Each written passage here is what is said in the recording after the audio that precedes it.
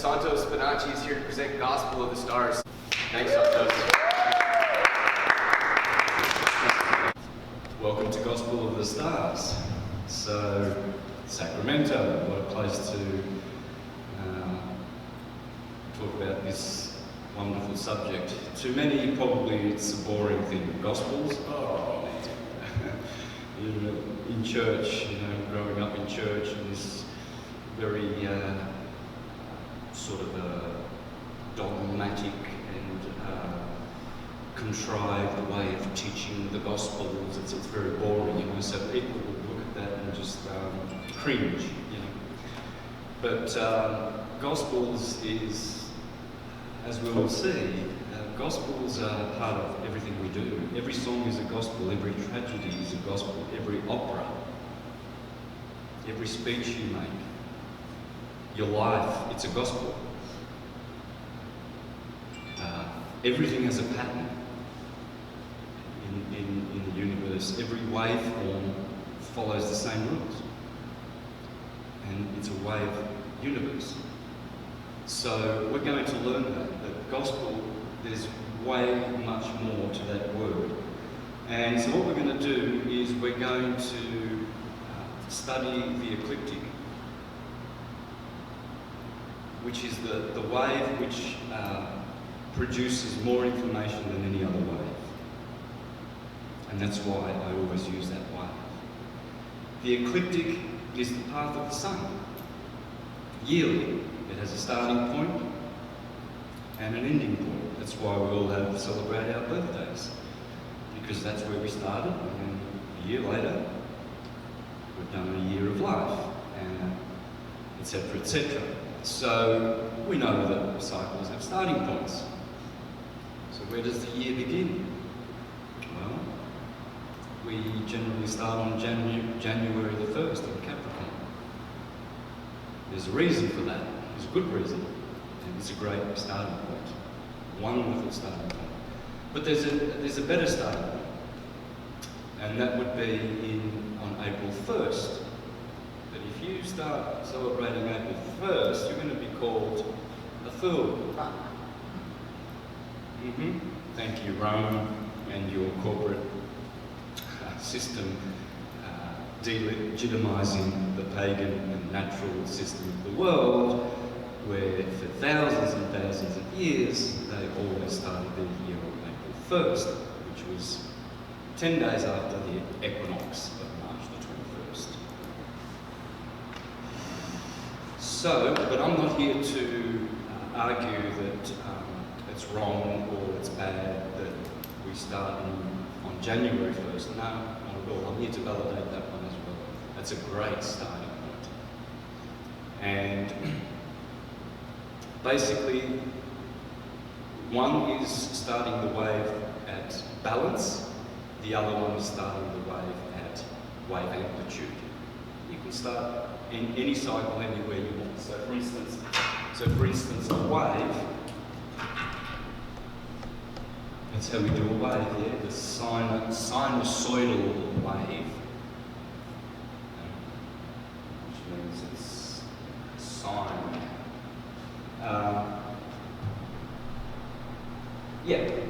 That has many starting points. Take your pick. Do you want to start here at balance or at wave amplitude?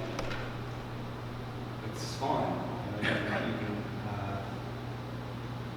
pick for yourself wherever you want to start. So that's what we're going to look at, the ecliptic.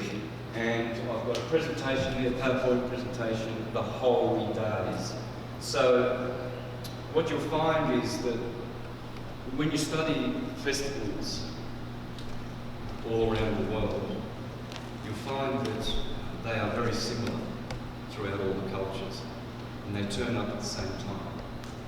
Well, what we're going to realise and see is that the stars at the time of the year and the weather and the season all determine the festivities. So that's what we're going to be studying and looking into today. So when we start our journey, we start as stars word start has star in it. And tar comes from Taurus field. A star is a storage field. So, based on the work I've done on the Taurus field and all these atom, I know all you present today are familiar with what I'm talking about. So I'm not going to go into explaining why that is a Taurus field, but it is. So, and we've been told that we are stardust, haven't we? You're young stars. Youngster, sister, master, monster. Monster, turns out, comes from a moon star. And the moon, it is known to be the star that makes monsters or demons, deities of the moon, because the moon is the first portal of all the gates which lead us back to the gods and to cause. And there are 7 gates: Saturn, Jupiter, Mars, Sun, Venus, Mercury, Moon. And the moon is always the first lady, the first portal. And she makes moon stars. You cannot go through the moon back to cause if you are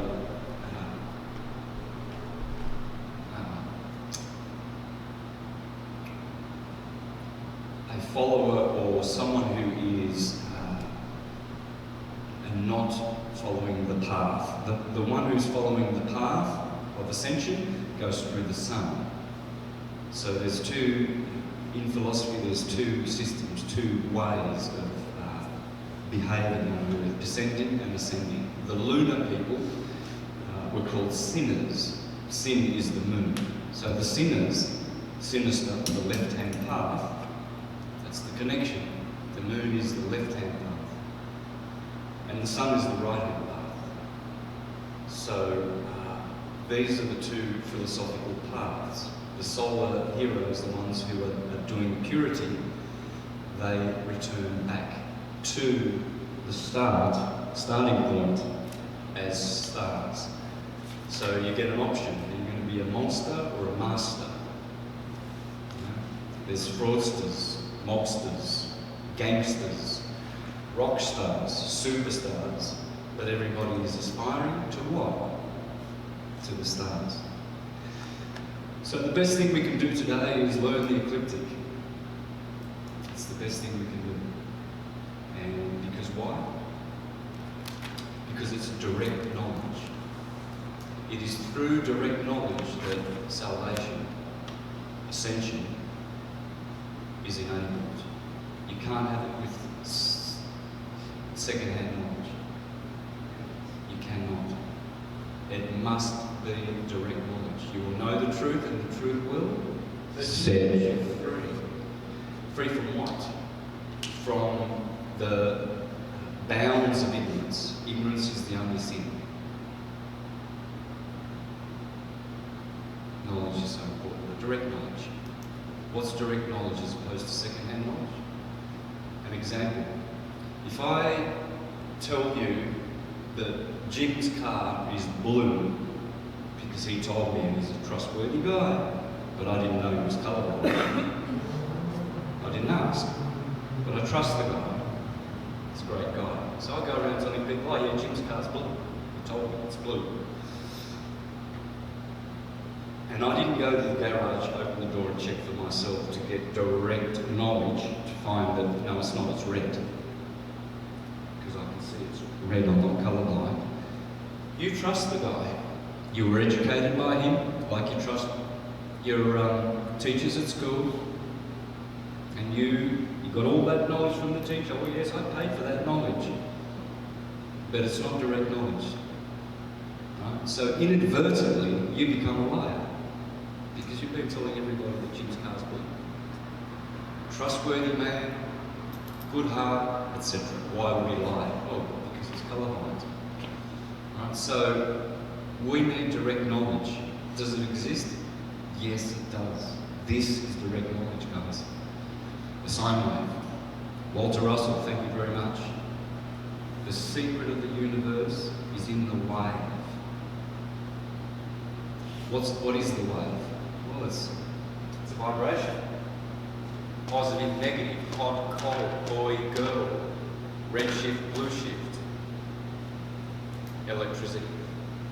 Electricity is the vibratory material energy of the universe. It's very important that we establish this before we get to the ecliptic. Very important. That's the wave that we are going to study. It's called the transverse wave because it propagates like this against, it resists the longitudinal flow. Energy's coming this way and it goes like this. That's electricity. It's a hybrid of magnetism. And it is a secondary, inferior, material, temporal, illusory wave. It's not the true wave. The true wave is magnetism, no vibration, longitudinal. So when the energy pulsates here, it just travels along the longitudinal line. It doesn't get distracted by red shift, blue shift, and resistance. It flows everywhere. Okay? So we've got two waves, guys. We've got the radial wave, thank you Walter Russell, radiating in all directions like a sphere. So in my heart and in your heart, that's where that energy is, magnetism. You radiate from the heart. You don't vibrate. You do vibrate in your mind, thought waves, and in your kidneys and liver, emotion waves, and those are transverse waves. And the heart is radiating longitudinally along the plane of inertia of your torus field. Okay, so that's a radial wave, the superior wave. It's 10 billion more times more powerful than electricity. Thank you, Faraday and Maxwell. That's what their equations, both respectively, came to. That magnetism is 10 billion times more powerful than electricity, that radial wave. Electricity, red shift, blue shift, is a hybrid. You know what a hybrid is, don't you? It can't propagate of its own. It needs a source. Like a hybrid, like a, say, a mule. Hybrid bred from a horse and a donkey. They can't, a mule cannot procreate. It's a hybrid. Right? So this is why we're going to be learning about the two different waves. The transverse wave, electricity, vibrating, inferior, temporal, and then what I call the divine magnetism. And thank you, Sri Yukteswar, who in the Holy Science calls it divine magnetism. Magnetism is magnitude. Thank you, Ken Wheeler. They are one and the same word.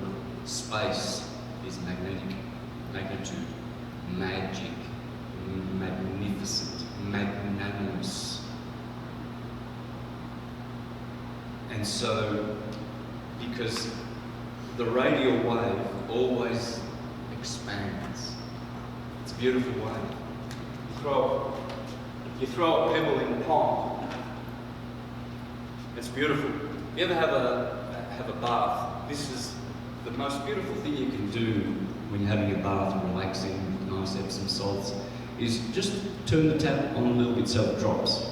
Keep the bath still and just watch it, and you see all the waves coming out. It's beautiful. It's sonoluminescence. And then you turn it up a little bit more, and you see quick waves, higher frequency. And you turn the faucet, close it more, and then just and slow waves. And just watch how those beautiful radial waves propagate just effortlessly. That's magnitude, that's magnetism, that's the radial wave. Now, that wave is the transverse wave because it has a transverse component to it. Transverse, what does that mean? Well, if something's going that way, transverse would mean it's in a different verse. It's 90 degrees opposed, perpendicular. It's going against the flow. And that is the electrical wave, and that's what astrology is based on. Astrology is based on this, as we will see. Because every wave is properly segmented into 12 sections, not just positive and negative, which the simplistic mind is accustomed to and content with. So we see it everywhere, a battery, positive, negative, hot and cold. But how many degrees of hot are there when you mix the two taps? Endless. So when you understand that polarity really doesn't really exist, hot in some situations can be cold. If you've just come out of a 2,000 degree furnace and you jump into a hot Californian weather and people are sweating, you'd be happy it's like cool because you've just jumped out of hell. You know? So there's different degrees, is there not? Once you learn to put every wave into 12 segments, you've understood and mastered how energy propagates in the universe. First and foremostly though, we study this wave because it reveals the radial wave behind this. So that's why astrology gets a bad rap, because it is the science of electricity, L. It is the science of duality, if you want, the vibration. And in the vibration, you must have polarity of good and evil. And so there is evil staring right at you in creation. Everywhere you look, you see evil. You have to. Because is it vibrating? It's vibrating. Then that's how we have conditioned ourselves to polarize that polarity. To limit it into a dualistic way of thinking. Hence we become worshippers of the dyad, the demiurge, the false god, and not the monad beyond the dyad. I know I'm going very deep here, very, very deep, but it's very important to establish this because syncretism embraces all the sciences, and theology is one of the most important parts of it. And the Reverend Taylor in the 18th century said, once we understand that theology is science and science is theology, we will have basically complete awakening on the earth and prosperity and peace and happiness, etc. They are two sides of the same coin. Theology is science. This is science and theology all in one. So why don't we commence with the sine wave and where we get the sine wave from. So,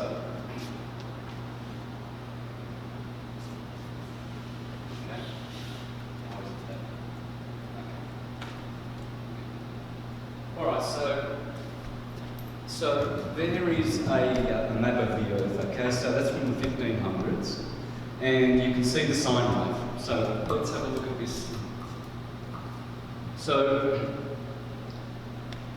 we've got what's called the southern hemisphere and the northern hemisphere, and we see the equator always dividing the two hemispheres, regardless of what model. You can do it on the azimuthal equidistant.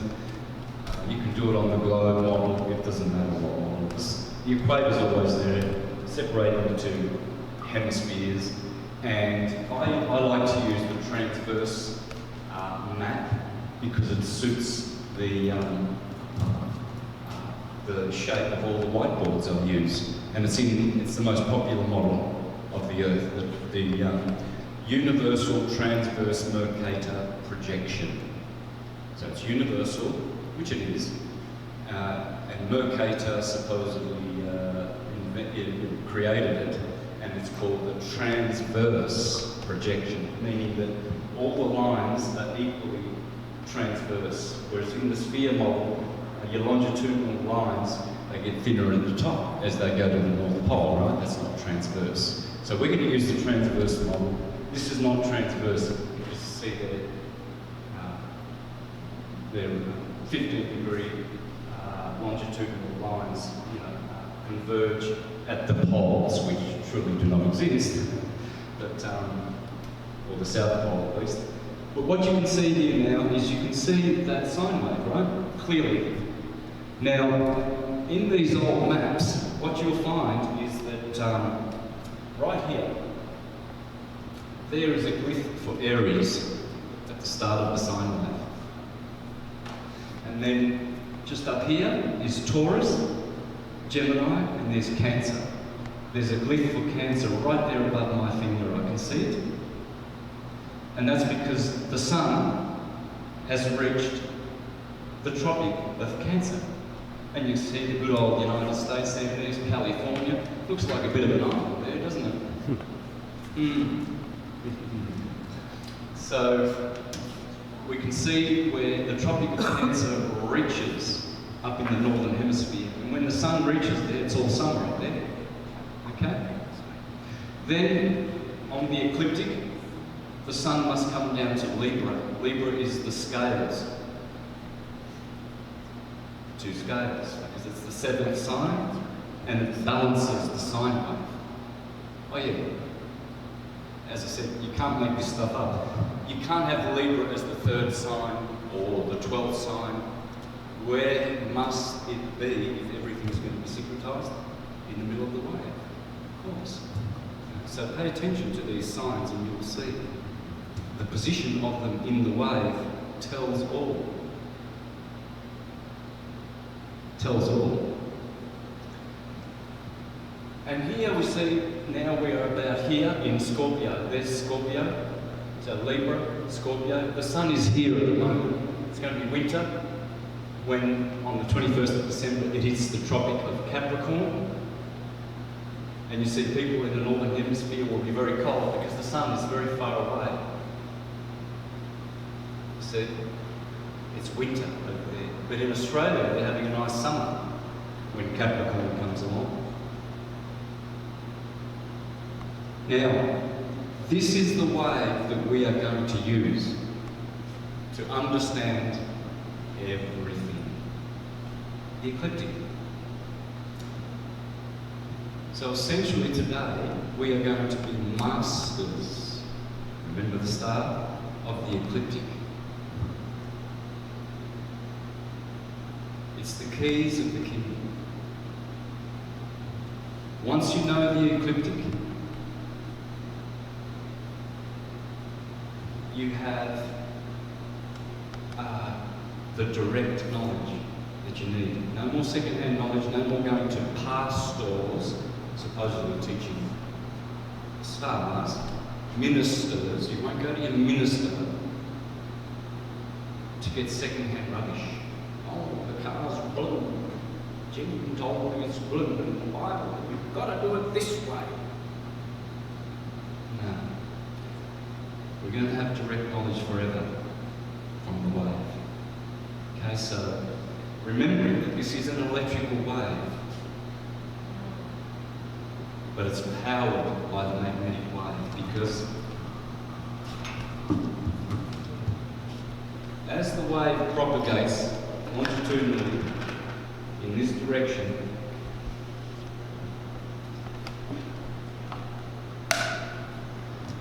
the pulse is here. Thank you, Ken Wheeler.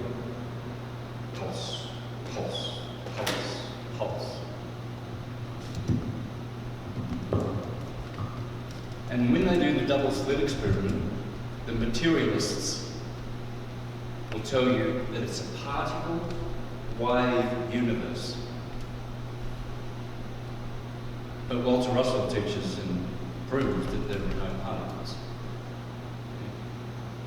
there's no particles. Like, oh, there's a little bit of gold, or sort of an atom of gold that's a particle. You can't particleize energy. It's a pulse wave universe. And magnetism is the pulse. You see how we're using a lot of pulse weapons lately? Pulse, everything's pulse now. And you check your heart pulse, don't you? Because remember, it's magnetic, it radiates, it must have a pulse.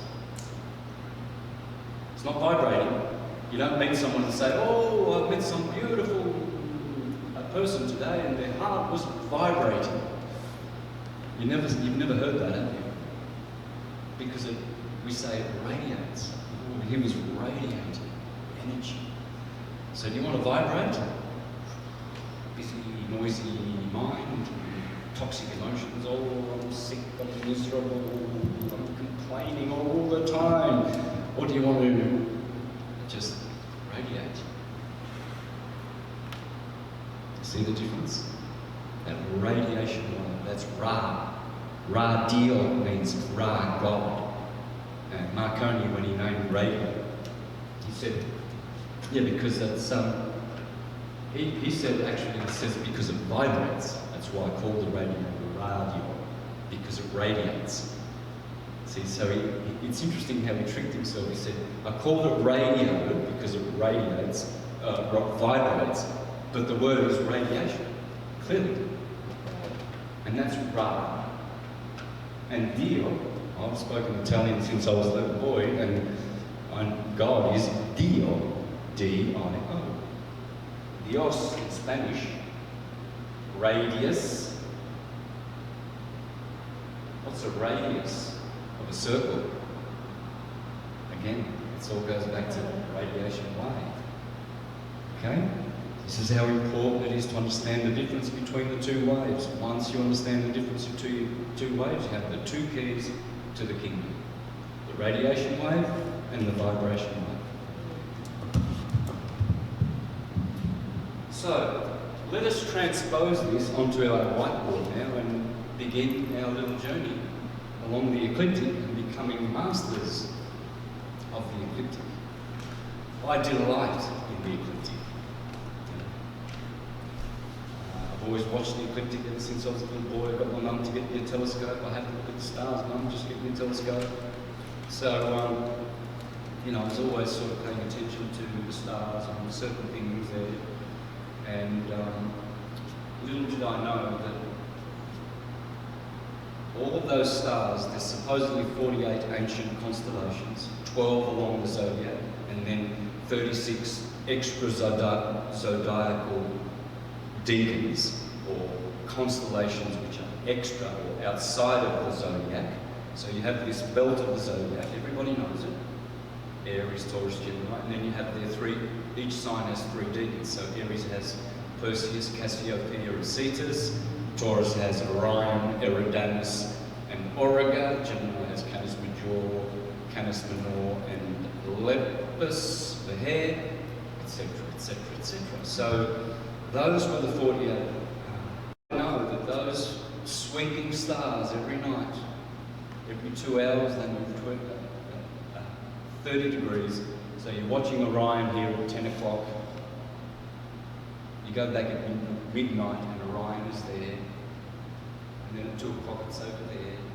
And you can see the heavens, like the sun, at the same speed on the ecliptic. It's always moving. It's always a sea, an ocean. Moving, moving.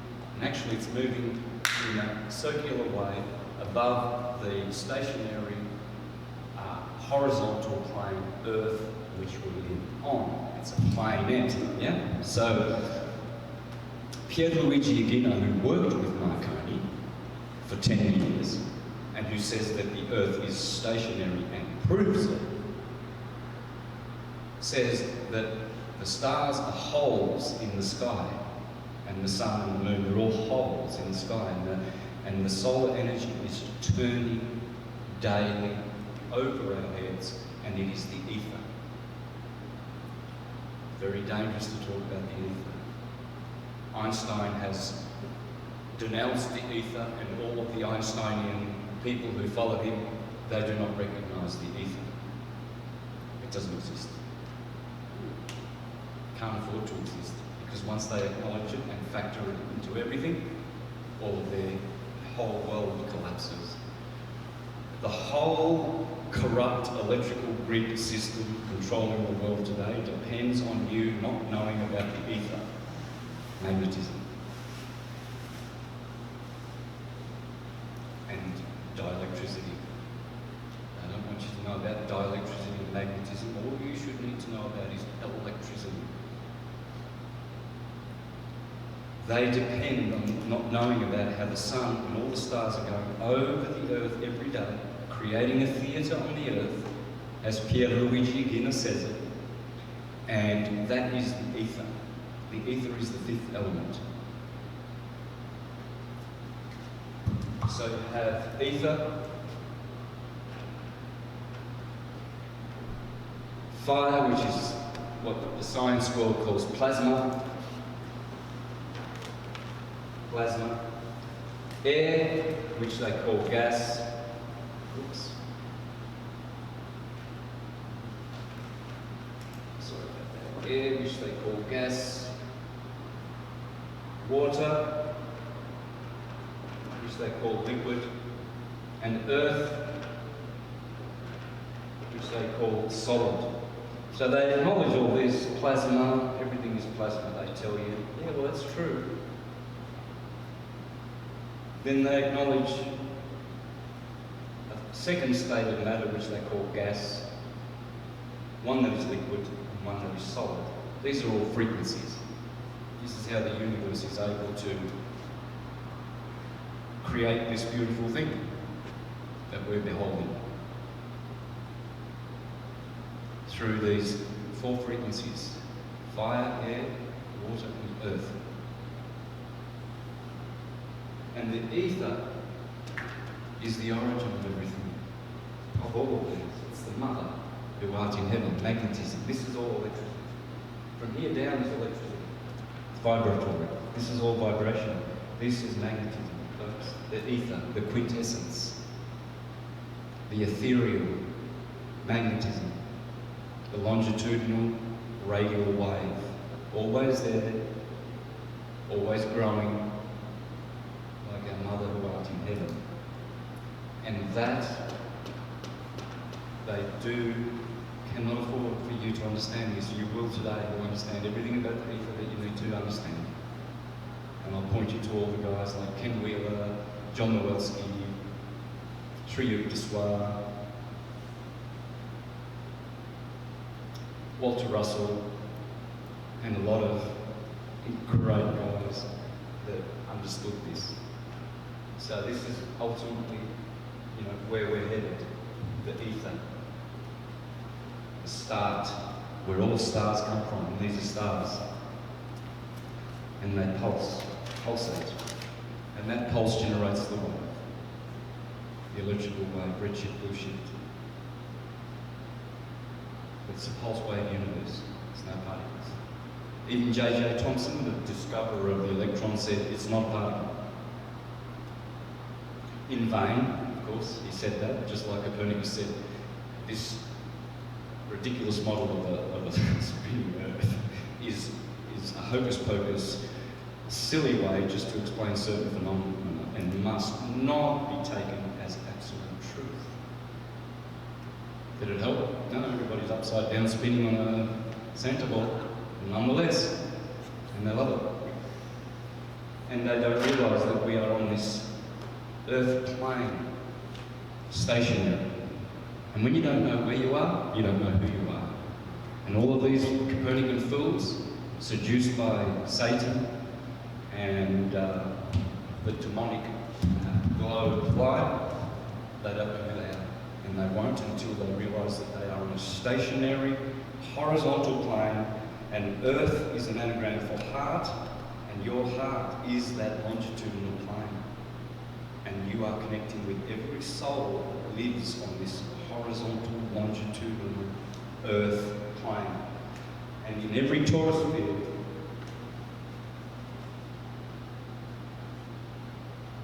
just like a heart. There is always a plane of inertia. And I've explained since 2015, since I've discovered this, that that plane of inertia, the block wall of every atom in the torus field, is the planet of Eartha. Please meditate on that. Plane of inertia, planet of Eartha. And then once you work that out, and that your heart is that longitudinal radiating wave, and you're connecting with everybody, and you are one with them, then everything will start to make sense. How can you connect with everybody when I'm in Australia upside down, and you're in, California on that angle, and how does our heart energy connect? It doesn't. And yet right now, we're connecting heart to heart, because we're on the same plane.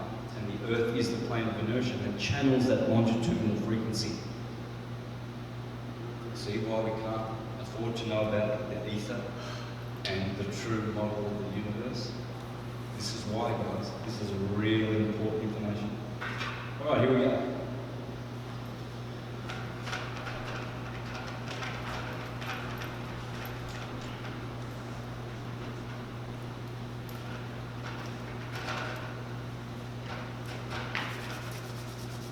So, thank you, Mercator. We have the Universal Transverse Projection Map.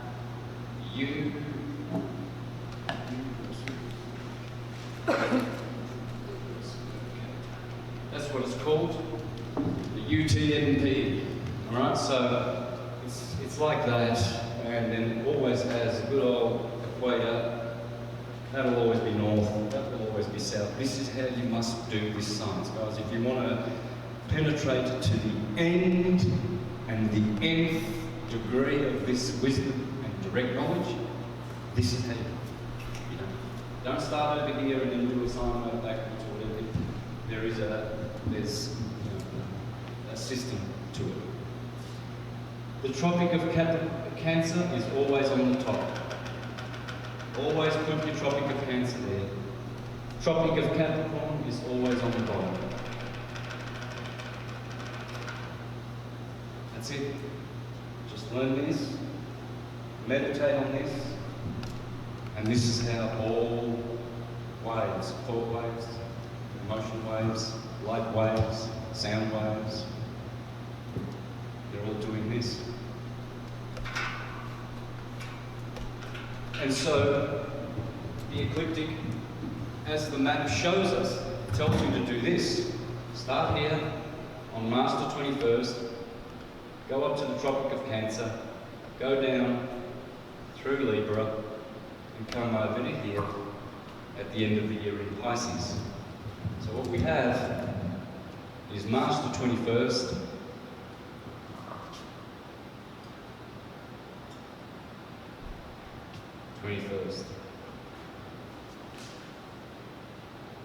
we have a solstice over here. This is June the 21st. We have an equinox we've just gone through not long ago, September. We put the 23rd there, be a little bit more correct. The reason why this is the only one that goes out of date is because the sun is always in the northern hemisphere longer than the southern. It's 8 days. So even though it's half of the ecliptic, it spends more time in the northern hemisphere. So this gets stretched out. I think it's 187 days in there and 178 days, and that should add up to 365 days in a year. Yeah, so it's about 9 days longer up here, which stretches that out. This is December 21st. Okay? So let's just slow down and let's just meditate on this a bit. That is the year. The year. What is a year?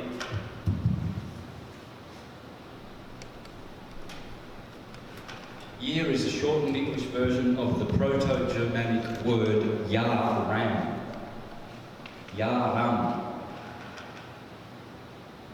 That's Jah, the sun, and it is always known to be a ram. That's why in astronomy they start 0 degrees right ascension of meridian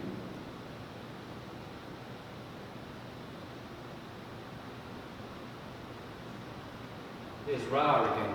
Seems to turn up quite a bit.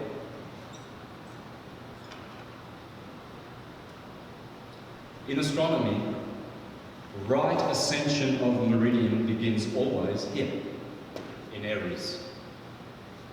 Ram. Yaram gives us Yara, the year. Jehovah the Ram, the Lamb of God.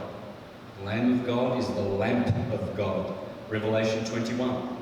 And the city shall not need a sun, for the Lamb shall be its lamp. Those two words are interchangeable. In Greek, lambos is light. In Latin, lampo is light, the lamp. And that is your best teacher, the Yaram, the Yara, the year. Jehovah the Ram,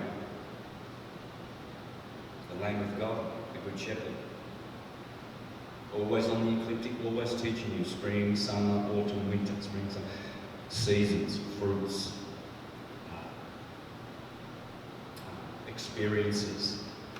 So the sun is providing this theatre every day, new day, more theatre, more experiences. Yaram, our teacher, the year. The year is also, this cycle now, we're going to bring it down to the day.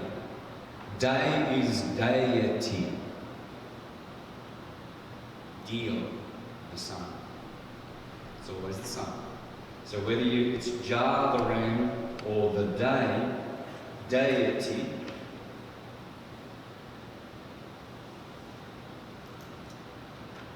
you see how you get that? Day is Dio.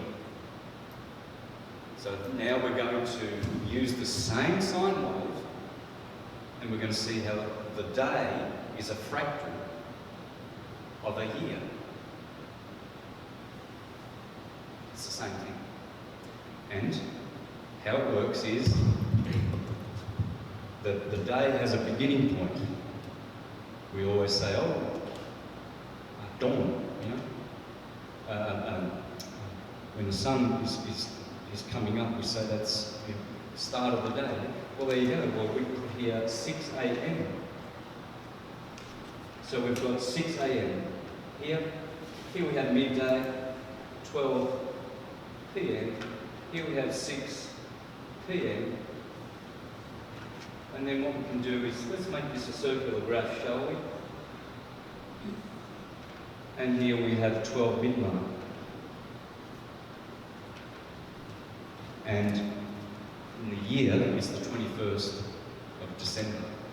So now we have a 24-hour clock. And now we are masters of the ecliptic because we know how it works. Tropical Cancer, tropical Capricorn, equator, dividing the two wave amplitudes of polarity. And now we also see that the day is also just a fractal of the year. Because what is summer if not hotter than winter? And what is summer if it's not more light than the darkness of winter? Well, let's just reduce that to the day, and what do we have? The day's got a whole bunch of light, and the night's got a whole bunch of darkness. Well, that's summer and winter, clearly. And the daytime is like kind of warm, and then really cold at night. And that's really, again, summer and winter. In every way, the day is just a fractal of the year. Right? So now that we have that clear, we have a 24-hour clock, and we have the year, the Yaram. The day and the year, the same thing. That's proven. I can do this a lot more syncretism than this, but I don't want to bore you right now. I'm getting to somewhere. So, Thank you, great map of antiquity, to teach us that Aries is over there and Taurus. So let's just copy you so that we don't get anybody saying, oh, Santos is making all of this syncretism stuff up out of his head. Very, very clever he is, tricking people with his own science. No.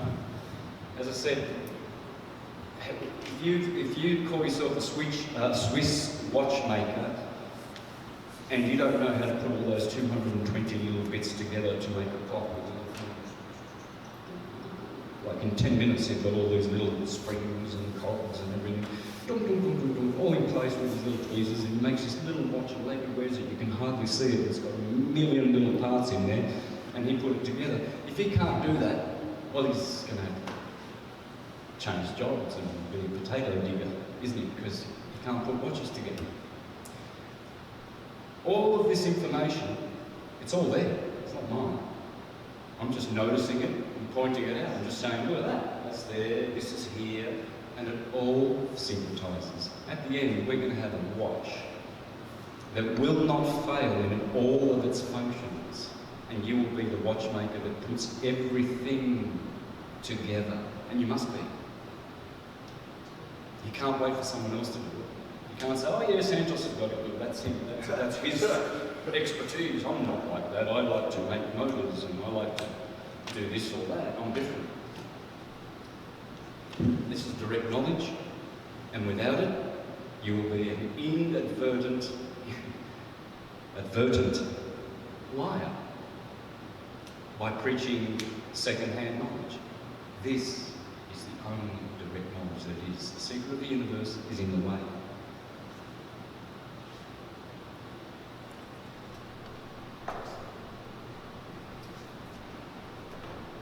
That'd be like evolution or something, all that second-hand knowledge that we go off of. So, Like evolution, all that second-hand knowledge. it's all, they're theories, aren't they? Yeah. What are the 5 disgusting theories? Copernicus's upside-down spinning globe, direct from Satan, from the pits of hell, deceiving the masses. The theory of evolution, the elite did that for eugenics, you know. I guess they evolved from monkeys, so let them preach that BS. I'm one of these. I'm from God, from source. I ain't no monkey. The Big Bang, everything comes from nothing. Everything comes from everything. Yeah, there's a bang. Every atom is making a bang.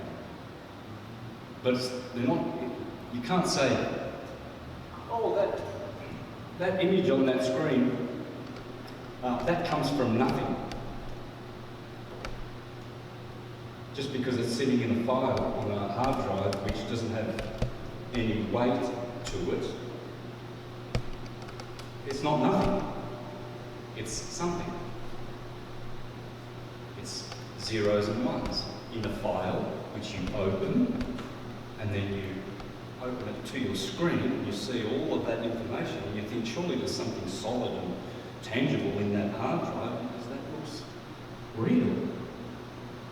Well, when they say the Big Bang from nothing, you can't get that information if there's an empty hard drive. You can't make it, you can't say, conjure up an image and hit your button.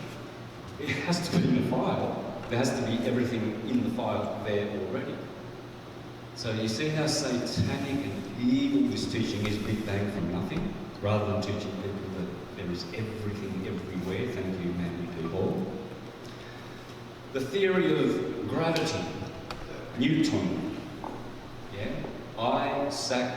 Newton. I sacrifice the truth with the new materialist teaching. That's why he's a Newton. It's a new town. It's a new, a new tradition. Yeah, he was there to sacrifice the truth, gravity. Ridiculous, absolutely ridiculous teaching. And then relativity of Einstein. Those 5 there, they will absolutely, you sign up to them, you're going to sign up to years and years of cycles of necessity. Just keep signing up. Direct knowledge, that's where you'll get the direct knowledge that will set you free. So,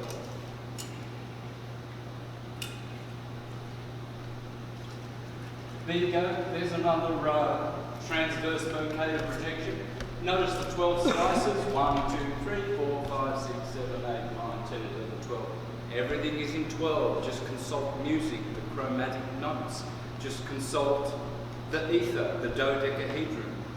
Carbon 12, which is the isotope which is the most common of carbon in the universe. 12 cranial nerves, 12 nerves in the solar plexus, 12 systems of the body, 12 chromatic colours. It's all 12. There's the sine wave. It's hiding under.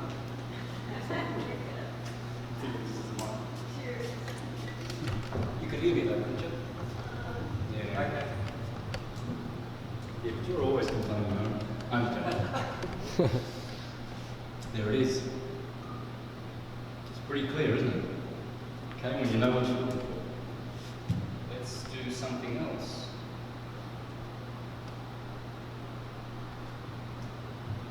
Okay, that's where I was going. Thank you, Thomas H. Burgoyne. The Light of Egypt, the science of the soul and the stars. This graphic turns up. The ancients knew that the sine wave is right there in your body. Everything starts at Aries, the cerebrum, the cerebran, or cerebrum in heaven, head heaved up. Heel, hell, head, heaven. Taurus is the cerebellum, the cerebellum. Gemini, the two arms, the twins, Cancer, the chest, Leo, the lion heart. Why do we say such words? Expressions. Virgo, the bread, the belly. Libra, the two kidneys, yin and yang. Scorpio, the generative system. Sagittarius, the hips, comes from hippo, the horse. Capricorn, the kneecaps. Aquarius, the shins. Pisces, the two fish and the 2 feet. You see? Pay attention, this is Adam Cadmon. This is the man, the heel catcher, Jacob, which the head is here in Aries and Taurus. Aries and Taurus, the cerebrum and the cerebellum, the ram and the bull, rambling the feet. Because why? Because your feet move, because the ram, the good shepherd, the sensory nerves, guides your feet. That's the ram. And the cerebellum, the motor nerves, they tell you how much energy to put when you're climbing that hill. And that's the good cowherd. The shepherd and the cowherd, the ram and the bull, rambling you on. That's where these words come from, folks. And remember the Swiss watchmaker, none of this is made up. It's how it is. You just have to pay attention. Okay, so we've got 3 cycles now. We have the Yaran, the Yada. We have the day, the deity. Have the man, Adam Cadmon, the heel catcher, because Jacob, his 2 feet, 2 fish, are always at the back of his head. And so now we have the complete temple of soul of man, Solomon, builded by Hiram Abiff. You see Aries? That's the Hiram above, Hiram Abiff of the Freemasons. And it builds the temple because the cerebrospinal nervous system is what causes the body to be. You see? And he built Solomon's temple. That's the soul of man. And that's why we need to know that. That also goes in there. The year, the day, and the man. And for now, those 3 cycles, that will suffice for us to have direct knowledge in all things. Remember, the Egyptians said, man is the measure of the universe. It's that man. Because the stars in your body, in your anatomy, they actually are reflected in the stars that are there. You see the beautiful Pleiades tonight? Go out and have a look at Taurus, and it's beautiful. Coming up in the east, you see Taurus and the Pleiades. And that's what yesterday, the 1st of November, is all about. Cross-quarter day, right here. Going from May the 1st all the way through November 1st. We are here today on the 2nd of November. And yesterday was All Saints' Day, Halloween the night before, or whatever. It's all the same stuff. Because this is where death is happening. Scorpio, from now on things get cold. It betrays the Son, Judas Iscariot, betraying Jesus, the Son of God. Scorpio's got it. And that's what's happening right there. And I forget where I was actually going with that point, but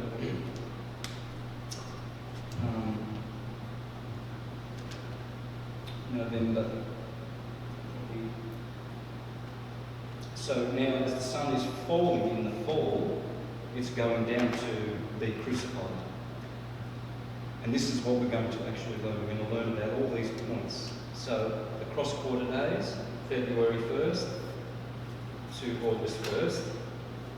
And here we have May 1st, May 1, August 1st. Let's get rid of this. We're going to use this now. This will be the worksheet. We're going to work from this. And this will be the direct knowledge that you need for everything. And August 1st, let's go November 1st and Feb 1st, Groundhog's Day. So we've got 8. You see the 8-spoke wheel over there? Okay, so that's how it works. Everything's set up to the health, written up on the board. It's the same thing. This is the model for everything to be done that way. And this is how it works. You've got the 8-spoke wheel, you've got the cross, the equinoxes, you've got the transverse member, creating space, wave amplitude, time, space, and then you've got the cross-quarter days, May 1st, August 1st, February 2nd, October 31st. Let us proceed. And then this man, Adam Catalogue. So let's remove Adam Catalogue now. Oh, this is going to be interesting. We're going to get to this, the Dendera stone, with the 12 signs and the 36 deacons, all there, been there for thousands of years, the 48 constellations. There they are on a stone, which is now in the Louvre Museum in France. Now, I didn't want to do that yet. Alright, so there it is. There's the 48 original, and then there are another 40, which makes 88 constellations. 88? Where else do we find 88? Ivory and ebony on a piano. 88. 88 constellations. The original were 48.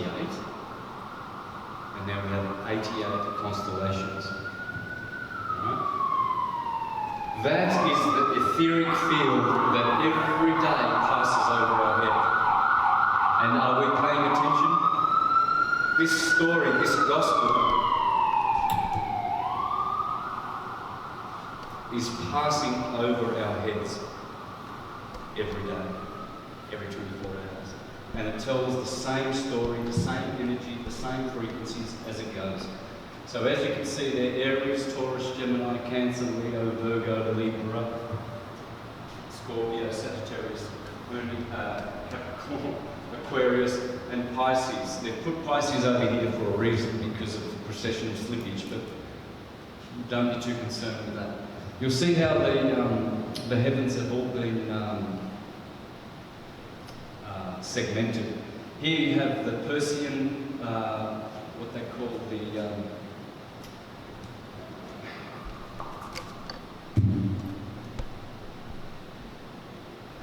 oh, that's better.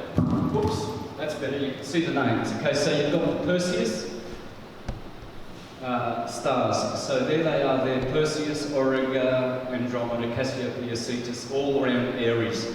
So Perseus is the light bringer who slays the head of Medusa every day. Oh, it's easy. It's the sun. When the sun rises, all the stars, they have to go, because he is Prince Charming. He is the king of his kingdom, and he does not want any rivals to outshine him. So the sun is always solar, never accompanied. And the moon is sol, both indicating that they have unique and exceptional virtues which no other orbs, no other bodies in the heavens can possess. That's why Sol Invictus, the invincible sun, on the ecliptic is the one that we should follow, because he has left us a model for each one of us.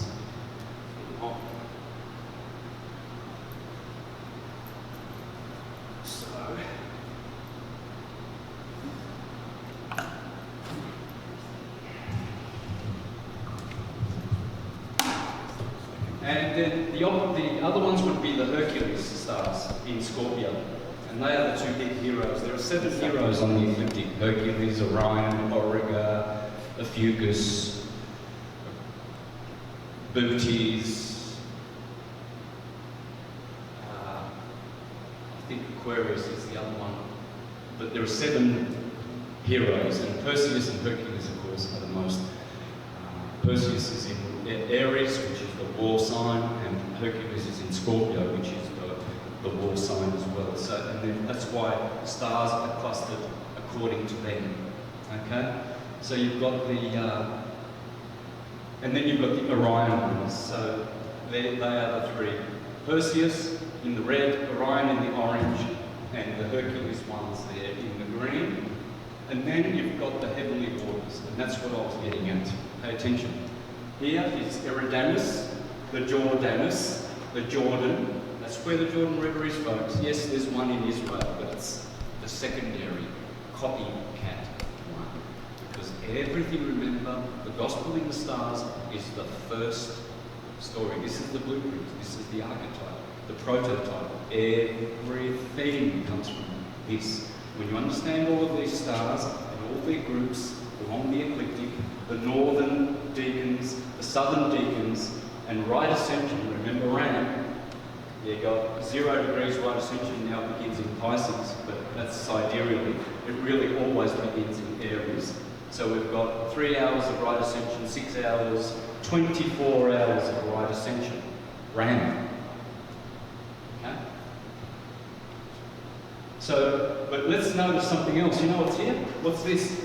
See the Milky Way going across that way, transversely, at 60 degrees to the ecliptic. Right where Orion is, you can see the Milky Way goes straight through there, Orion, bang, over there. And then again over here where Ophiuchus is, straight through over here. Okay? Now, this is Canopus. Argus, a deacon of Cancer. Argus, the ship. And that's the veil of the ship. And this would be the body of the ship, Carina. And so, Argus,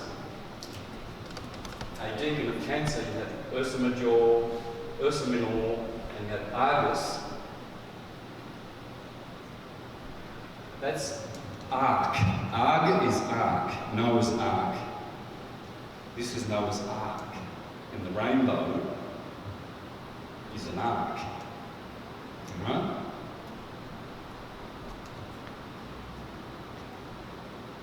And we're going to see its position there. We're going to see all the story of Noah's Ark there. So I'm just pointing it out. We're going to see the life and story of Jesus and his 12 disciples, disciples. We're going to see it right here. We're going to see it in Perseus. We'll see how Jesus is an archetype of Perseus. Hercules, a Fucus, the healer. What did Jesus do? He healed. Well, that's a Fucus on the ecliptic, because there was no historical Jesus. There's no historical Gospels. Gospels are Gospels. Stories with archetypal transcendental wisdom embedded and encoded in them like nothing in existence. So, we are going to see here King Arthur and his 12 knights. We are going to see Hercules and his 12 labours, Jason and his 12 voyages. Jason, Jar's son. Jackson, the son of Jacob, the son. That's why a son is always at the end of words, because we're all children of the sun and the stars. Jackson, youngster. It's right there. We call them all our children, son. Mason, Johnson, Jackson, Jason. We know what we're doing. We keep the memory alive of our star heritage in the words that we choose. So this is going to be prominent today. We're going to be looking at slides through this PowerPoint presentation of all the festivals along the ecliptic, guys. We're going to learn why is Easter always here, why is Christmas always here, why do the Jews celebrate the Festival of Tabernacles over here, why do the Ramadan, why is it practiced over here, why do the Japanese celebrate Sakura on the 15th of April in Aries every year, why is Groundhog's Day, why does it turn up here? Why May Day over here? And why do they have this pole and the maypole? Why is all this stuff coming on? Where does it come from? We don't have direct knowledge today. You won't need to ask, oh yeah, that festival, I think it comes from... Make some silly story which you read every day, all this rubbish. This is direct knowledge, it shows you where everything comes from.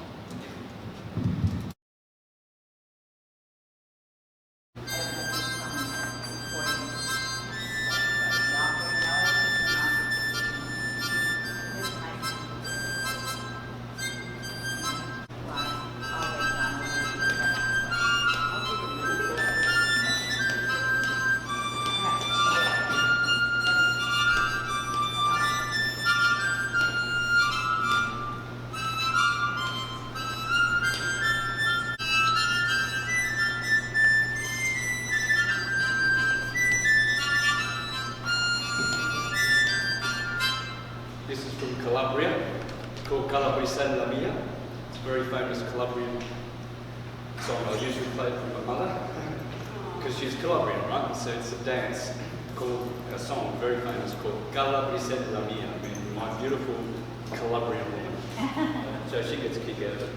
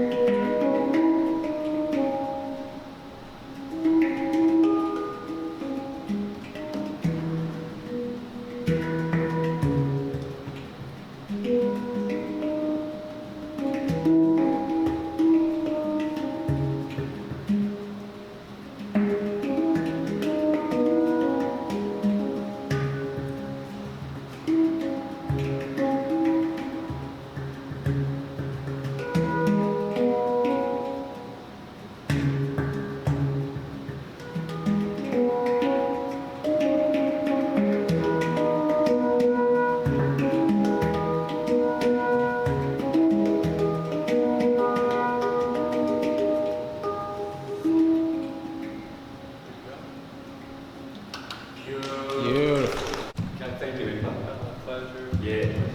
So, what we've learned already thus far is it's all here. Here is, what's this called? It's called an ether, just how you spelled it. Ether. Drum? Yes. Thank you. Ether. At the moment, this drum is silent. Dielectricity. Source. Pulse. Magnetism. False. The sound wave that reached your ear, not this did not reach, this is happening over here. There was a wave, transverse wave that reached your ear, drum, drum, drum. Drum, drum. That is electrical. It's everywhere. Silence, black light, absence of light. Everything, not nothing, everything is. This drum has the potential to create infinite varieties of rhythm. It's never boring. Infinite. Therefore, that dielectric stillness is all the potential that it has, which is everything. It's unlimited. That's dielectricity, the stillness. The pulse, that's magnetism. Radially it goes out, creates a hybrid, fluctuating vibration, which has a decay factor in it, because how long does that sound last? It's gone back to the silence already. Lasted about, what, 5 minutes? That's how your life is. In the Bible it says, the life of man is like a blade of grass. One day it is coming up in the sun, and then at the evening it's already withered. And that's our fleeting, ephemeral, transient life in this wave world. So there it is, the Trinity is always there in everything. Stillness begets motion, begets effect. It's the Son of God, the Word made flesh. This is the Word making material frequencies, flesh, what is solid. So this table, this is all here composed by atoms which are empty, which are based in sound, sonoluminescence. That's it. And it's a sound that is still in that wood, that is keeping it vibrating and composed. Eventually that sound must return to silence. It has to be transformed into another form of energy, or of matter. But the light that is in it is the light of the world, which keeps it in its form. But it's empty. So this is a great example, and that is atom. Yeah, thanks, Emma. There it is. So now we have direct knowledge to yearly information, daily information, physical body. We've got the model, man is the measure of the universe. We have the atomic model. We have everything is here. So we also have the DNA. We have the DNA information here. So we've got Aries, Taurus, Gemini, and Cancer. Right? The 12 segments of the DNA. You have 2 strands, and you've got adenine, thymine, guanine, and cytosine. Do you not? Yeah, because they are one and the same. DNA. And all its variations, and Dan and Nad hold the key. Dan is Adam, Adam in Spanish, Adam or in Italian, Adam in Hebrew meaning redshift, is the same as Andros, with all of his DNA. Andros is the man. Andrew, which is manly. Yeah? Because it's all this. Nad means sound in Sanskrit. Everything comes from sound. Nadis, your nadis, yeah? All of these electrical acupuncture lines, the 12 meridians in your body. It's always going back to 12. It's all this is DNA. Nada in Spanish means nothing. Yeah. Not because it comes from nothing, it comes from everything, but it appears to be nothing. Because you can't, all this beautiful information on my computer screen, you can't just dissect the hard drive and find that picture in there, tangibly.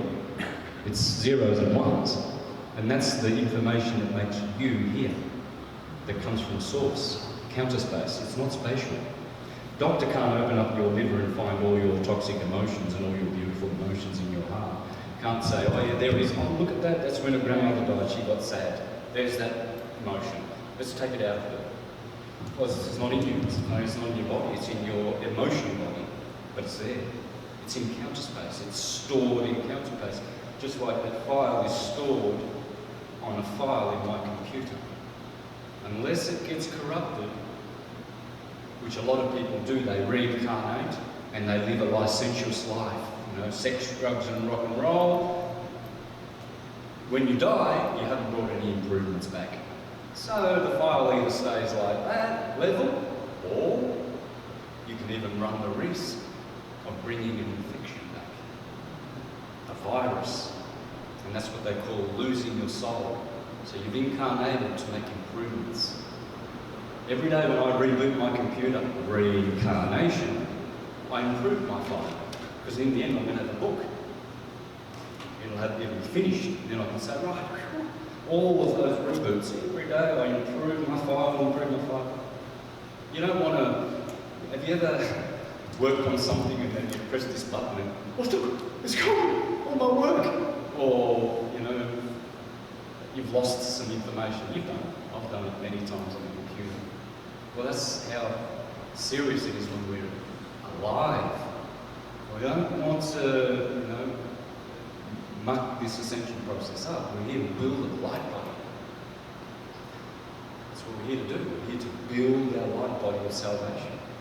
More light, more of this sound, more radiation comes out of us. Not noise. See, people are out there busy experiencing, you know, all of these experiences. Oh, I want to do this, and I want to do that. It's all noise. You don't see them radiating anymore.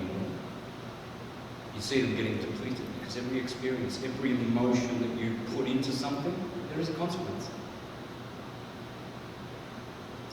So when you do things in the right way, the consequence is you build up your light body. When you do it the wrong way, like eating for instance, okay, there's certain diets. We know that some people have bad diets. It shows in their physique, it shows in their health, it shows where you look at them. They're at McDonald's lining up for that big burger. Right? So it's obvious, no judgment, it's there. So that's a good analogy to use. Are we going to live to eat, or eat to live? Is our food our medicine, and our medicine our food, or is it just, oh, it doesn't matter, it tastes great, yum yum diet. Yum yum, looks good, I want it. Right? What's going to happen there is that you're going to, that beautiful file when you were born, beautiful healthy baby, you know, you've corrupted this file, it's all polluted now, and when you die, whoops, you got hit by a bus, you didn't expect that, you're going to spend the next 20 years getting to heaven and improving your life. The time to build your body, light body, is now. In fact, it's yesterday. We can't say, oh, I'll put it off. It's all right. I'll get to it. You will. Eventually, all will. Right. Eventually, all will. But unless you go beyond the point of no return, which many have done, the evil ones, then that soul structure, that file will be forever corrupted. You cannot fix it. You cannot even get a doctor to fix it. You sometimes spend thousands of dollars to retrieve data from a completely written off hard drive, and they do it. but other times they cannot. We do not necessarily need to fear that, because why? Well, because we are on the path. That's why we're here. We're on the path of improvement. You didn't come here today so you could degenerate, so you could lose information and get more confused. Oh, let's go to see Santos so that we can get really confused and not understand anything. No, you want to improve. You came here, you pay money, and you want good information because you want to walk out of here equipped and with knowledge. Well, that shows that you're on the right path. See? So we're using, whilst the computer is there, we're going to improve the file, because eventually there will be a product that is going to be dedicated to the gods, to the heavens, as a gift. Remember, Jesus said, oh, the Lord left his servants, one he gave 5 denarii, the other one 2, the other one 1. And he said, you do your work, I'm coming back in a year. And when I come back, I want to see what you've done. And the first slave came and says, oh, I had 1 denarii for you, Lord. He says, well, that's what I gave you. I gave you 1 talent. And you're giving me back 1 talent? Right, he says, out of the kingdom. Second slave, I gave you 2. How many do you have? 2. Is that it? Okay, you're out. Third slave, I gave you 5. How many do you have? 10, Lord, because I invested those talents, and now I'm bringing you the fruit of your goodness for giving me those talents. In the first place, I will return, pressed, shaken, and overflowing, so I can enter into the kingdom. So those talents, we've all got talents in our heart. We've all got love. How much are we going to grow it? How much are we going to improve this file so that eventually we have our beautiful light body radiant? Because that's what we are. We are beautiful. Not just, we're beautiful. Beauty is the third part of God. The one, the good, and the beautiful. Dielectricity, magnetism, electricity. Electricity is beautiful. It's beautiful. I love it. These beautiful wooden beings. Look at man's fine architectural know-how, able to make this beautiful roof which protects us. It's beautiful in the electrical world. But it's not good. It's good and evil, because it's polarized. So that's why God is the one, the monad, which is good, God, and the beautiful. Thank you, Neoplatonists, for your insights into the triune nature of God. All right, let's get back to this. So, here we have the DNA of creation. This is how everything works. It's undoubted. And this is only scratching the surface. I've done countless presentations in 4 languages, Italian, Spanish, Portuguese, and English, doing this, and it works every time, this year, this spring, and you always get a watch. It works fully functional at the end of every presentation. So all you need to do here is not exercise your great intelligence. So not, intelligence is divine, a secret, but it's all about paying attention. It's hiding there. It's just hiding there, all this information. So we have here, spring. Tropic of Cancer, summer. Libra, Tishri of the Jews. Autumn, the fall. Sun waning. Sun waxing. See how the sun always starts waxing at Capricorn?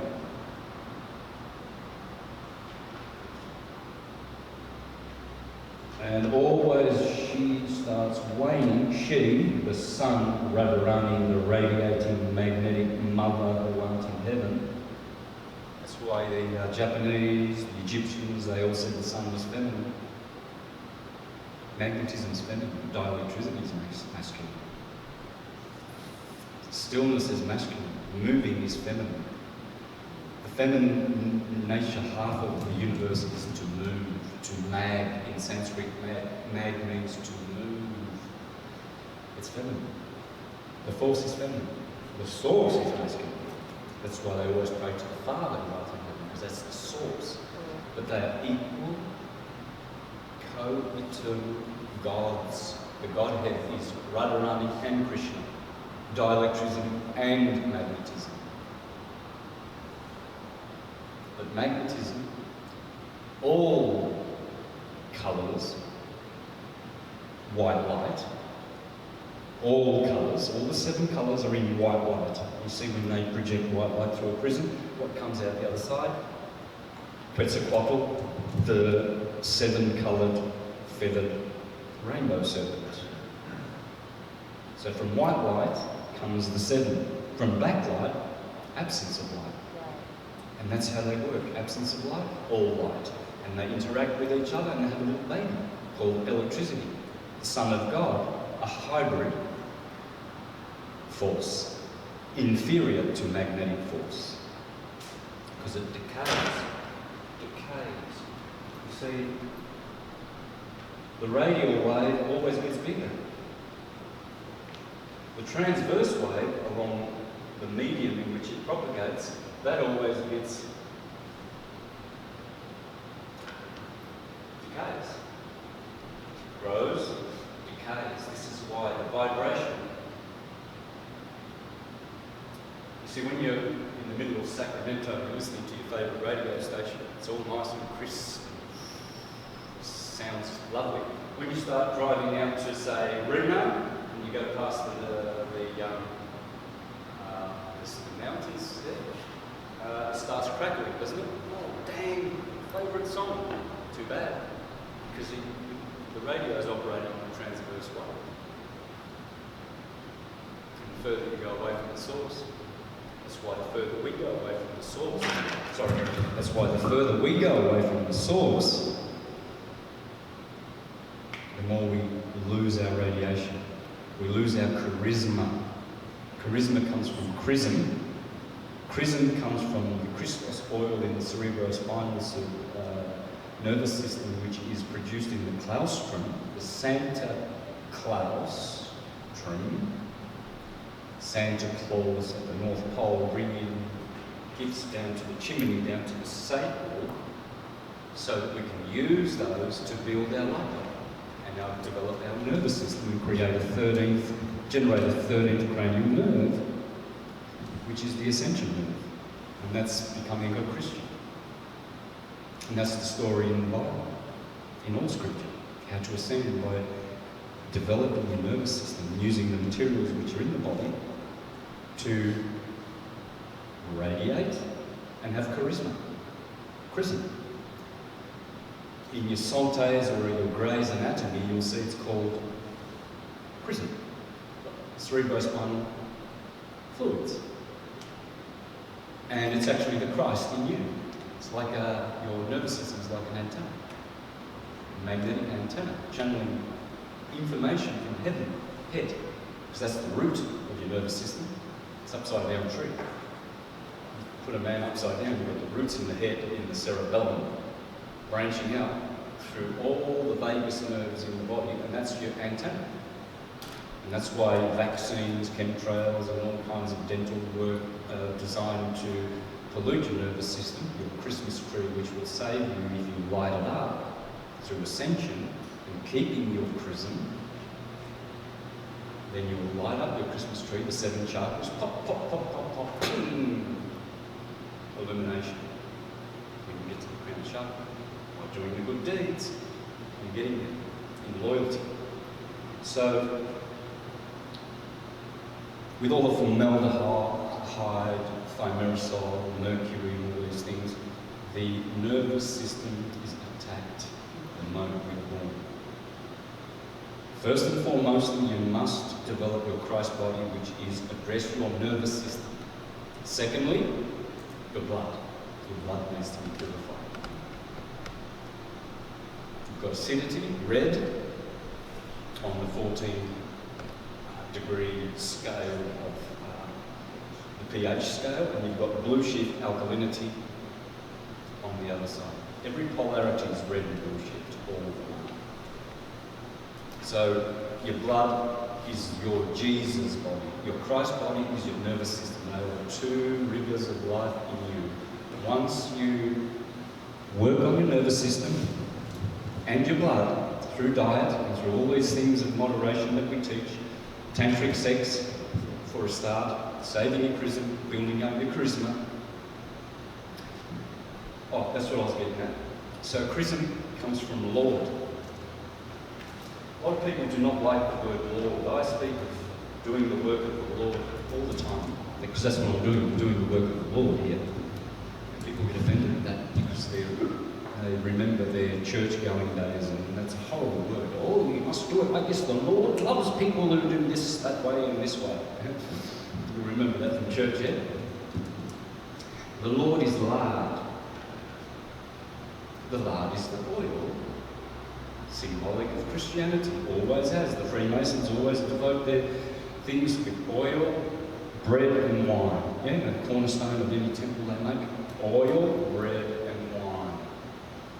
Oil is the lard, the Lord. See, that's why I do the work of the Lord, because I keep my lard, my Lord, and I follow the Lord. I follow him as he goes up and illuminates him. And give me more consciousness and radiance and charisma and purity and energy and protection. Because my field now is strong, it's cohesive, it's holy, it hasn't got holes. You see these people with a weak thing, it doesn't mean that they're unholy necessarily. They could be astrologically weak. There's many people like that. I'm astrologically strong. I've got a very, very strong body, even though I'm just a skinny short guy, right? So I'm very, very strong. Because I told you about my experience 3 weeks ago. That factored into me saving my life, it being saved, apart from angelic intervention. And my quick, because I confounded the guy, just too quick, just too quick. My mother's always said, your speed is not from this world. It's my mother. And she's also arrogant and quick. And she looks at me and says, anyway. So that helped me, but it's also my strength. I know who I am. And I know who's giving me strength, and I'm connected to that source. And I use that force. It's pure. Because I stay on the path as much as I can. Don't look at me for perfection. Just like you, right? We're all the same in that area. But I know where that is coming from. And it's coming from doing the work of the Lord, Jah, the ram. And there are ways to actually strengthen your field. Okay? And you'll find those ways in all of my presentations. Moderation is very important, guys. Whether you like to drink alcohol, whether you like to smoke pot, that's all cool. Whether you like to eat bread or, whatever.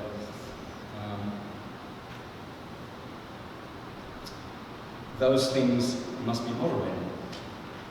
There are certain things you cannot have, like for instance flesh eating, if you want to be on the philosopher's path. It's no use arguing about vegetarianism and flesh eating with just anyone. When I speak about you must be vegan or vegetarian to be saved, it's not my idea, it's not my dogma, it's not even dogma.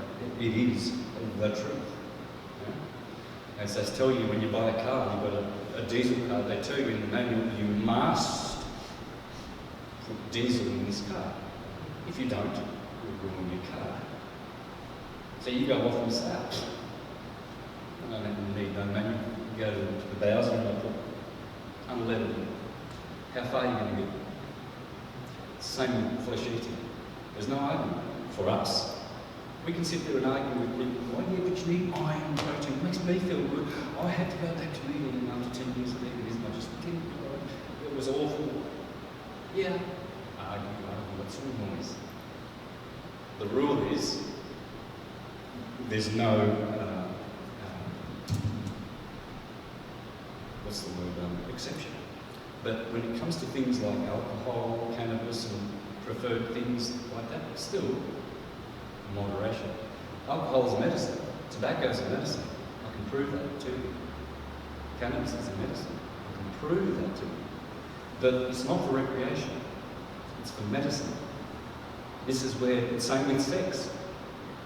Sex is not about recreation. It's about transcendence. It's a holy thing. It's not something you just have a quickie, and get your life. It's about using that energy now. It's come to you from the heavens. It's so special, and yet we've been taught to degrade it by desecrating our own temple, by men ejaculating, women as well, etc. And you don't need to. You don't need to. You can keep your fluids. The more fluids you keep in your body and keep worshipping the Lord and doing the work, the more supple and fresh you will stay. And you'll rejuvenate. You won't get old and wrinkles and people have wrinkles everywhere and all haggard and like that's because they haven't respected the Lord. And they haven't kept their nervous system healthy. You can do that by grounding, barefoot, putting your palms up, thank you, acconated, to the sun so that you receive a loop of energy from the sun and increase your radiant field, barefoot on the ground, all of these things. You will not get dementia, Alzheimer's, and all of those things. Why are they getting dementia? Old people, they should be getting smarter and more wise and more godly and more rejuvenated. Why are they still getting young? Because they're not doing the work of the Lord.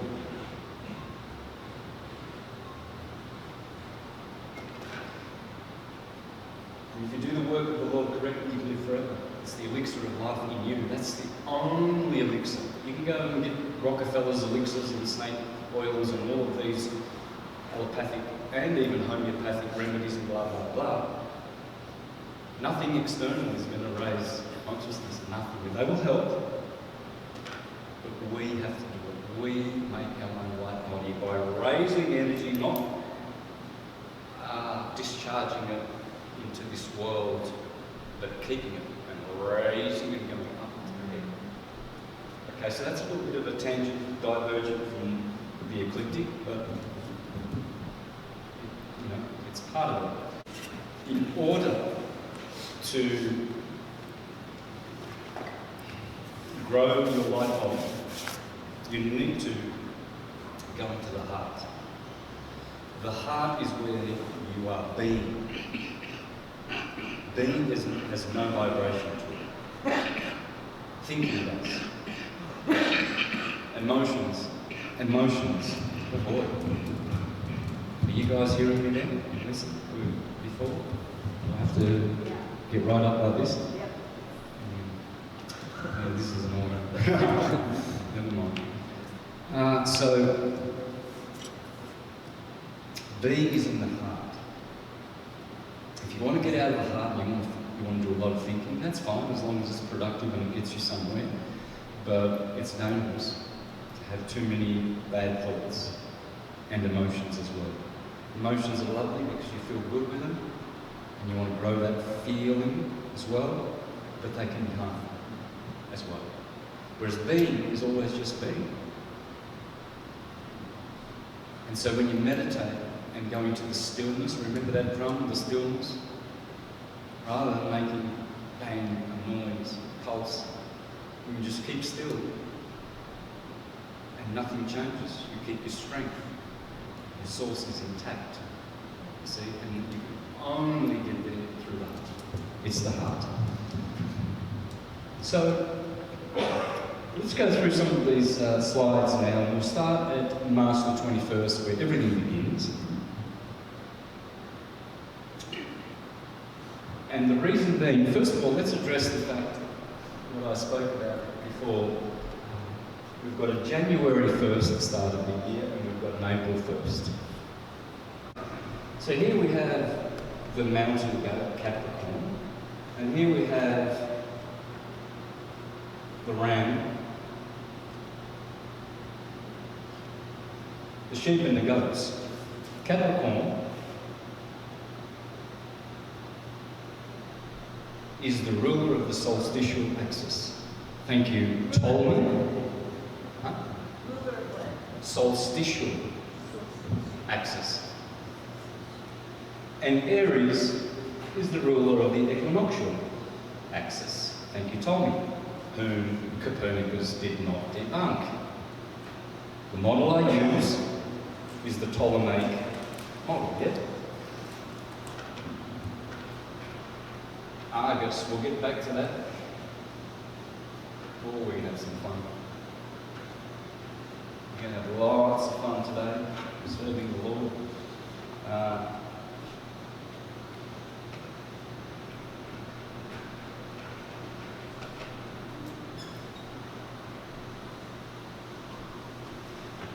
Copernicus came along 500 years ago and supposedly debunked the Ptolemaic model, stationary flat earth astrological model with a firmament, crystalline sea and primum mobile above it, which I've been using forever in my syncretism models.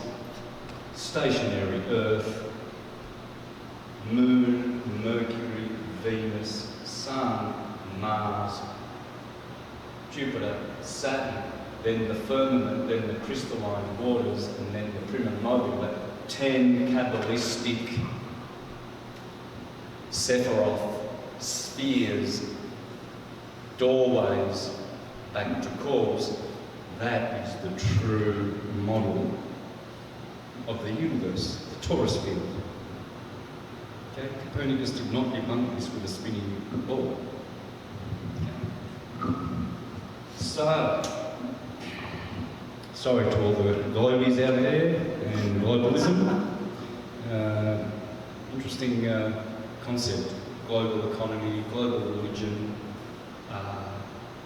global governance, global warming, and there's no Santa globe. What a Santa world that people live in, and they worship this Lord. They absolutely adore the globe and globalism. And they are the ones funding, supporting, underpinning the globalists. Because they're upside down spinning and they don't know who they are. So sad. But I've always been using this model, repeat this word, and told me taught us. This, the Lamb of God, Aries, this is the high priest, the priest, spiritual, Aries, Libra.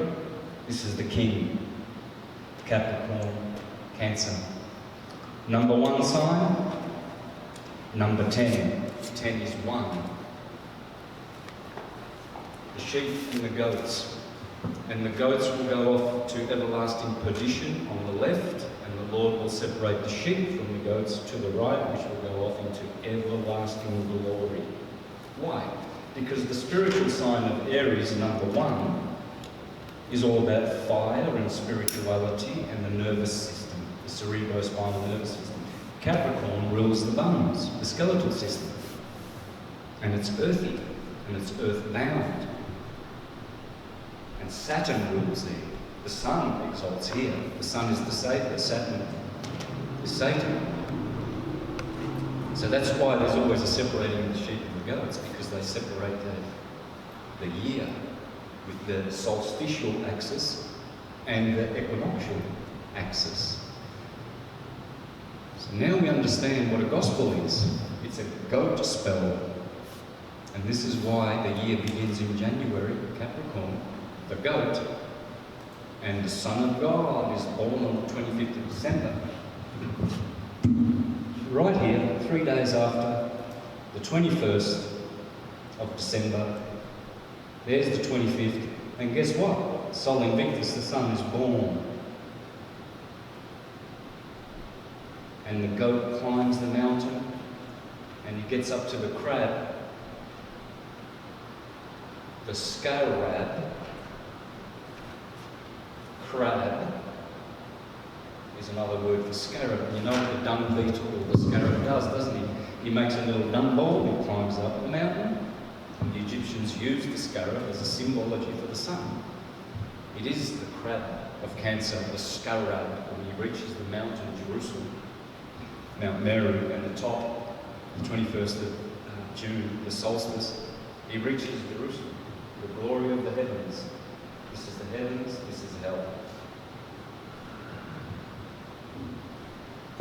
And then he must wane. The crab is always, the dung ball has to go down again, and then he starts it again, the scarab. So you've got the goat and the crab. In theology, this is Jesus and St. John the Baptist. St. John the Baptist is Cancer. That's why on the opposite of the 25th of December, the 24th of June, is the birthday of St. John the Baptist.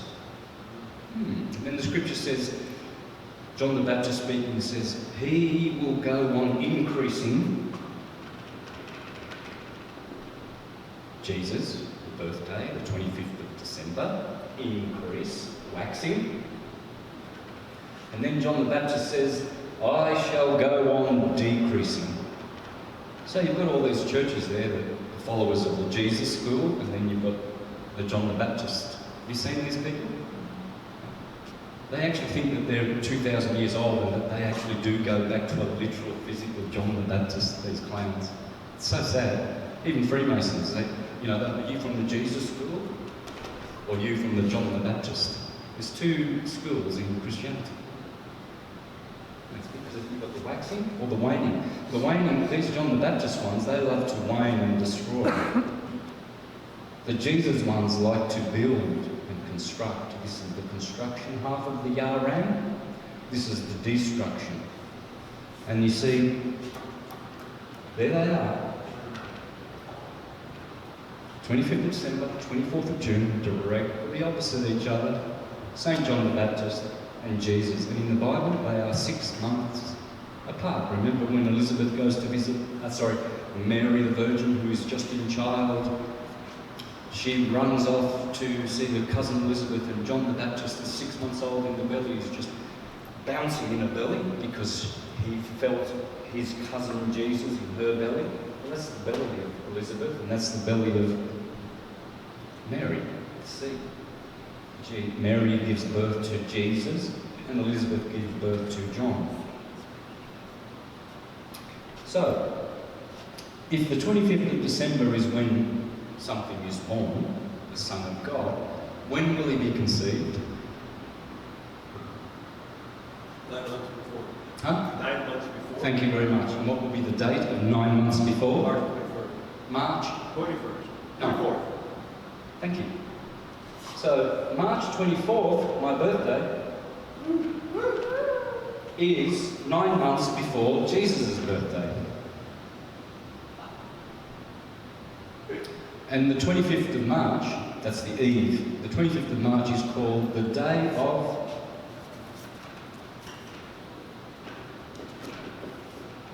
conception. Huh. Funny about that. You go to liturgical, Catholic and all other churches and religions, you go to the 25th of March in all of their books going way, way, way, way back, and it will always be the day of conception.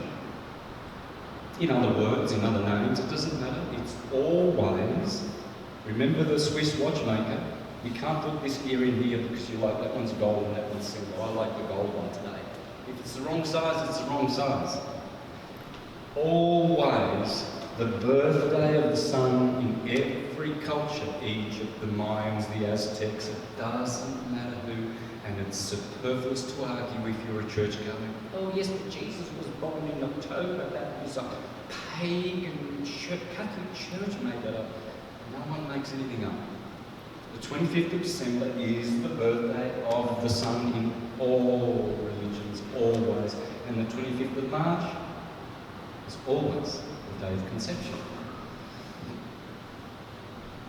Because this is in the heavens. Remember the gospel of the stars? They determine this. Your DNA determines how fat you're going to be or how tall you're going to be. I got to be 5'7". I wanted to be tall, dark and handsome. Didn't get it. Too bad. I got the dark. Got dark. So, I'll work on the other two, right? So, but that's in the DNA. It's in the DNA. I didn't choose, no one chose to call me Santos. My dad says, oh yeah, that's my father's name, you're the firstborn, so I chose your name, Santos. The heavens did.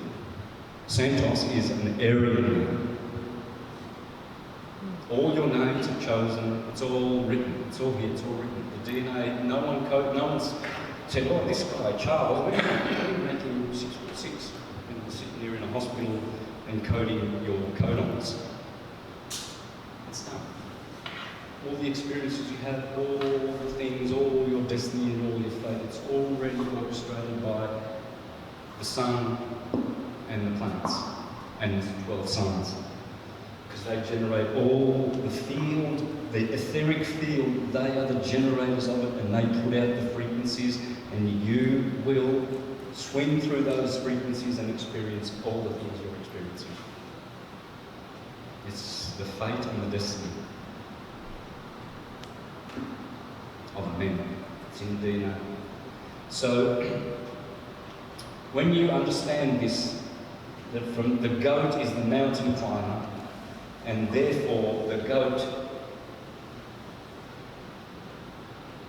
Why do the Freemasons have goat as their symbol? Because goat is God, Gotte. Gotte, in German, Gruß Gott wie geht es? Yeah, why do they, Germans, you go to Germany, Gruß Gott wie geht es? Why greet God? Well, we say goodbye. That's God. God is good. And evil is devil. Good is God. Goat is gospel. L. Gospel comes from the Greek word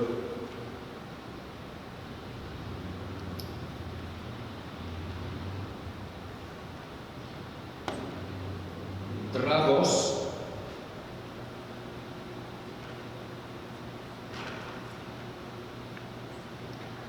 Dragos udi. Dragos is goat. Udi, you've seen the word ode, ode to joy, thank you, Bach. An ode is a song. It's a spell. So dragos udi becomes tragedy. Trage, ge, di, udi. Dragosudi is a tragedy. When you go to a Greek theatre, what do you see? Tragedy.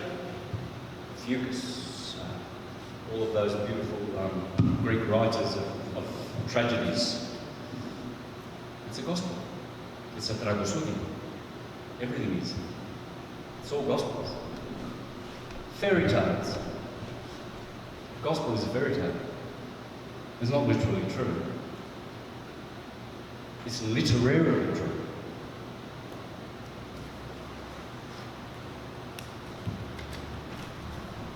If it were literal, as it says in the Gospel, it says, if all the words of our Lord Jesus were actually recorded, the books would reach to the high heaven.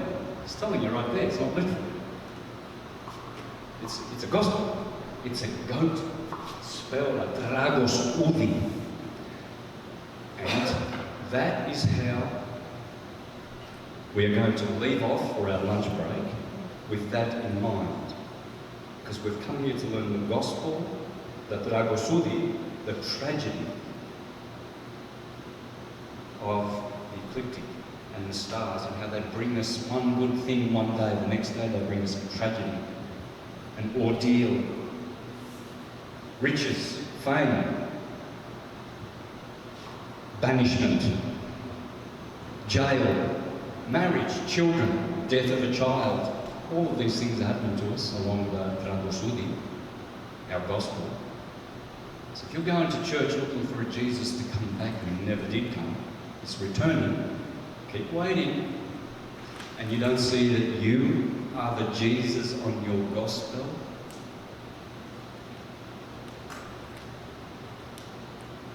it can't be speaking about anyone else other than you. Think about it. It can't be. It's the story of you.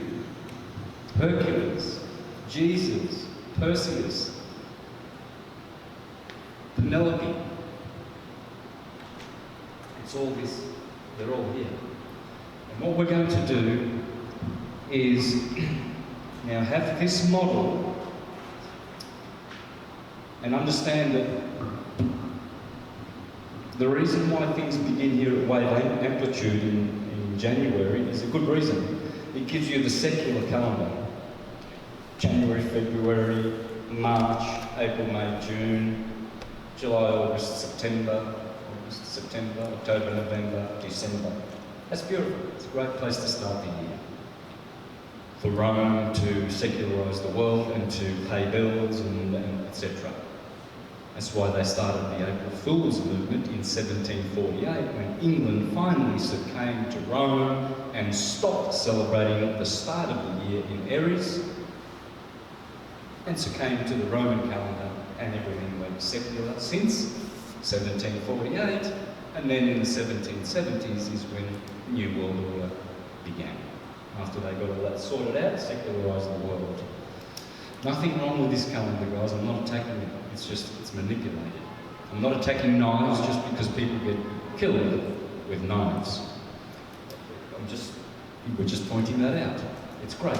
No need to get people to just jump off the, fly off the, off balance by attacking systems without integrating them and validating them through correct perspective thinking. Because they're sitting below everything and unconscious, they will attack this. Oh, it's terrible that we don't start our year over here where we should. No, it's not. It's just another thing. You, on the other hand, with direct knowledge, you adjust yourself to this calendar.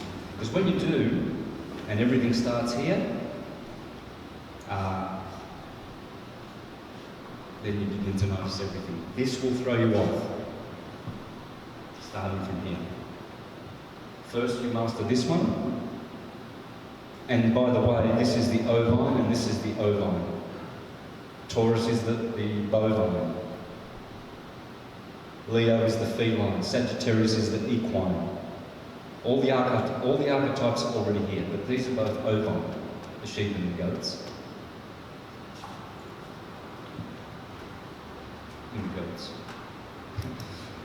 The goddess.